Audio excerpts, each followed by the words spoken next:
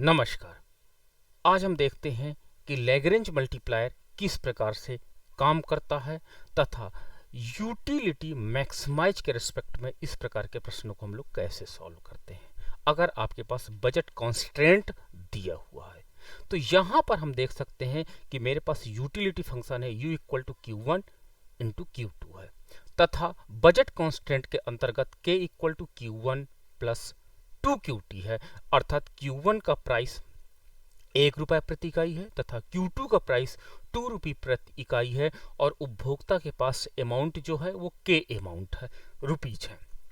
तो इसको Lagrange multiplier के अंतर्गत हम लोग कैसे सॉल्यूशन को फाइंड आउट करते हैं, इस पे आज हम लोग चर्चा करने जा रहे हैं, बात करने जा रहे हैं। तो चलिए आइए देखते हैं कि इस प्रकार के फंक्शंस को हम लोग कैसे सॉल्व करते हैं। तो सबसे पहले आप यूटिलिटी फंक्शंस को नोट कर लीजिए। Utility equal to Q1 into Q2, यानी जो आपकी यूटिलिटी है ये डिपेंड कर रही है दो आपके पास independent variable Q1 and Q2 commodity पर। ठीक है, तो ये यूटिलिटी फंक्शन है। अब आपके पास बजट कांस्टेंट दिया गया है कि मार्केट में जो आपके पास 1 रुपए का Q1 है एंड 2 रुपए का पर यूनिट Q2 है, तो आपके पास हो जाएगा Q1 प्लस 2Q2। तो ये आपके पास के अमाउंट है जो आपके पास टोटल इनकम है, बजट है, और Q1 का दाम 1 रुपए इसलिए 1 से मल्टीप्लाई किया गया एंड Q2 का दाम जो है 2 रुपए प्रति इकाई है इसलिए इसको 2 से मल्टीप्लाई किया गया। अब आप इसको रीसेट कर लीजिए। तो रीसेट करने में क्या करिए, Q1 एंड 2Q2 को आप लेफ्ट हैंड साइड ले आइए, तो K minus Q1 minus 2Q2 equal to 0 हो जाता है। अब लैग्रेंज मल्टीप्लायर से इसको क्या किए, ब्रैकेट क्लोज करके K minus Q1 minus 2Q2 Lagrange multiplier से इसको मल्टीप्लाई कर दीजिए। ये आपके पास कंबाइंड हो गया है आपका जो बजट कंस्ट्रेंट है विथ लैग्रेंज मल्टीप्लायर से। अब हम लैग्रेंज फंक्शन बनाएंगे। लैग्रेंज फंक्शन बनाने के लिए z इक्वल टू, अब आपका पास क्या हो जाता है, z इक्वल टू, सबसे पहले आप यूटिलिटी फंक्शन को नोट कर लीजिए, Q1 इंटू Q2 कर लीजिए। इसके बाद प्लस कर दीजिए और प्लस करने के बाद जो ये आपके पास बजट कांस्टेंट के साथ लैग्रेंज मल्टीप्लायर हुआ है इसको आप यहाँ पर नोट कर लीजिए। लैग्रेंज मल्टीप्लायर ब्रैकेट में K minus Q1 minus 2Q2। ठीक है, ये आपके पास लैग्रेंज मल्टीप्लायर का मान, लैग्रेंज फंक्शन आपके पास जनरेट हो जाता है। अगर आप इसको एक तरीके से और लिख सकते हैं, मैं इसको और करके लिखता हूं दूसरे कलर से ताकि आपको क्लियर हो जाए, कभी आपको फंक्शन कंफ्यूज ना करें। और आप इसको लिख सकते हैं z equal to Q1 into Q2, और यहां पर अगर आप माइनस लगाना चाहते हैं तो माइनस कुछ बुक्स में आपको मिल सकता है, माइनस आपका लैग्रेंज मल्टीप्लायर ब्रैकेट में। अब Q1 तथा 2Q2 का मान पॉजिटिव हो जाएगा, Q1 प्लस 2Q2 का मान पॉजिटिव हो जाएगा एंड माइनस K का मान हो जाएगा। तो अगर आप यहां पर माइनस लगाना चाहते हैं तो आपका Q1 एंड Q2 पॉजिटिव होगा एंड K का मान निगेटिव होगा। तो ये आप लैग्रेंज फंक्शन से भी आप सॉल्यूशन की तरफ जा सकते हैं। ठीक है, यानी इसी को हम लोगों ने दूसरे प्रकार से लिख दिया है। चलिए, अब हमारे पास दो वेरिएबल हैं, Q1 वेरिएबल है, Q2 वेरिएबल है एंड लैग्रेंज है आपके पास।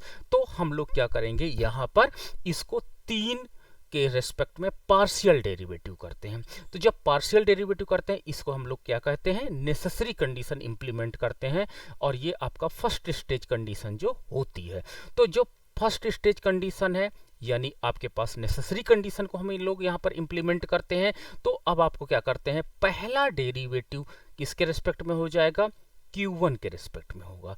तो पहला डेरिवेटिव Q1 के रिस्पेक्ट में आप करोगे तो यहां पर क्या बचेगा, Q2 बचेगा, क्योंकि Q1 का मान आपका 1 हो जाता है।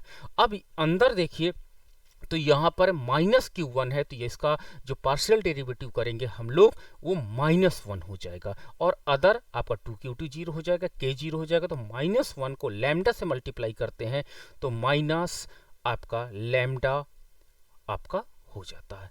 फर्स्ट डेरिवेटिव इक्वल टू 0 कर देते हैं, इसको हम समीकरण नंबर 1 कहते हैं। अब इसी प्रकार हम लोग Q2 के रिस्पेक्ट में पार्शियल डेरिवेटिव करते हैं। जब Q2 के रिस्पेक्ट में करेंगे तो यहाँ पे Q1 आ जाएगा, यहाँ पर माइनस आ जाता है एंड 2 लैम्डा आ जाएगा इक्वल टू 0। ये आपके पास दूसरा समीकरण बन जाता है। इसी प्रकार जब हम लैम्डा के साथ इसको मल्टीप्लाई करते हैं तो लैम्डा के साथ मल्टीप्लाई करने के बाद आपका पूरा बजट कांस्टेंट वाला फलन आ जाता है, जो आपका यहाँ पर k minus Q1 minus 2 Q2 हो जाता है। ये समीकरण नंबर 3 हो जाते हैं। तो इस प्रकार आपको 3 समीकरण मिल जाते हैं, 3 अननोन वेरिएबल होने के कारण। अगर हम इनका सॉल्यूशन कर ले तो मुझे Q1 का मान पता चल जाएगा, Q2 का मान पता चल जाएगा एंड लैम्डा का मान पता चल जाएगा। तो चलिए अब हम लोग इसके सॉल्यूशन की तरफ जाते हैं। तो देखिए अब आपका क्या हो जाता है, यहाँ पर इसको हम और एडवांस में लिख लेते हैं।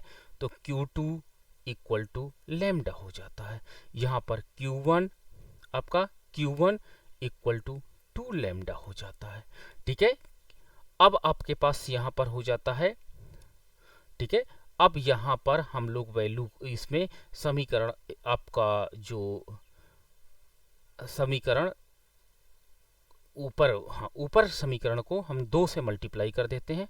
तो 2Q2 इक्वल टू 2 लैम्डा हो जाता है और नीचे हम समीकरण को Q1 आपका 2 लैम्डा हो जाता है। दोनों को डिवाइड कर देते हैं। ठीक है, समीकरण इसको नंबर 1 कर लेते हैं, समीकरण नंबर 2 कर देते हैं। समीकरण 1 को समीकरण 2 से डिवाइड करने पर, तो देखिए डिवाइड जब आप करोगे तो ये आपका कटने के बाद 1 बचेगा। तो आपका 2Q2 upon Q1 equal to 1 हो जाता है। ठीक है, तो अब आपको क्या हो जाएगा, Q1 का मान क्या हो जाएगा, Q1 का मान आपका Q1 यहाँ पर आ जाता है, Q1 इक्वल टू 2Q2 हो जाता है। तो Q1 का मान हमें Q2 के रूप में प्राप्त हो जाता है। अगर मैं यहाँ पे रख दूं तो मुझे कुछ एक सॉल्यूशन निकल करके आएगा। तो Q1 का मान जो Q2 के रूप में हमें प्राप्त हुआ है समीकरण 3 में रखने पर, जब हम समीकरण 3 में रखेंगे Q1 का मान तो आपका हो जाएगा k minus 2Q2 minus 2Q2 equal to 0। ठीक है, इक्वल टू 0 होना चाहिए। ठीक है, अब आपके पास 4Q2 हो जाएगा। तो k minus 4Q2 equal to 0 हो जाता है and minus 4Q2 equal to minus k हो जाता है। Q2 इक्वल टू आपके पास k अपॉन 4 हो जाता है। तो ये दिस इज द फर्स्ट आपका Q2 का मान निकल करके आ जाता है कि जो आपके पास इनकम है अगर उसको 4 से डिवाइड कर दिया जाएगा तो Q2 का मान मिल जाएगा। तो ये पहला आंसर आ जाएगा। अब Q2 का मान अगर पुनः मैं यहाँ पर रख देता हूँ k अपॉन कितना रख देता हूँ, k अपॉन 4 रख देता हूँ। चलो हम लोग ऊपर सोल्यूशन इसको निकालते हैं। k minus Q1 minus 2Q2 equal to 0। चलिए Q2 बराबर k बाई 4 रखने पर, तो k minus Q1 minus 2Q2 का मान k बाई 4 रखने पर इक्वल टू 0।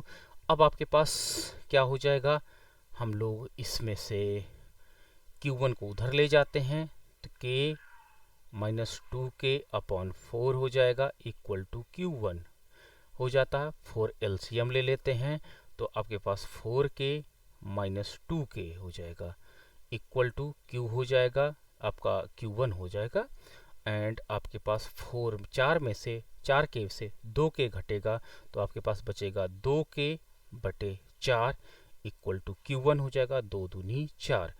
ठीक है, तो आपका Q1 का मान कितना आ जाता है, k बाई 2 आ जाता है। तो ये आपका Q1 का मान निकल करके आ जाता है।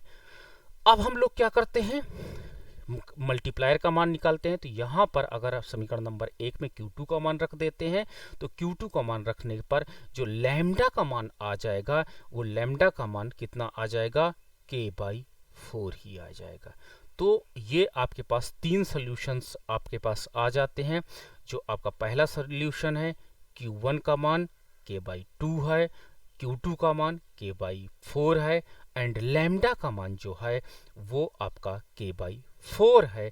तो ये जो सॉल्यूशन है ये आपके मैक्सिमाइज द यूटिलिटी सिचुएशंस को बता रहे हैं, ठीक है, जब आपके पास बजट कॉन्स्टेंट दिया हुआ हो। तो यही यूनिक इसका सॉल्यूशन होगा कंज्यूमर इक्विलिब्रियम के रिस्पेक्ट में। So much, thank you.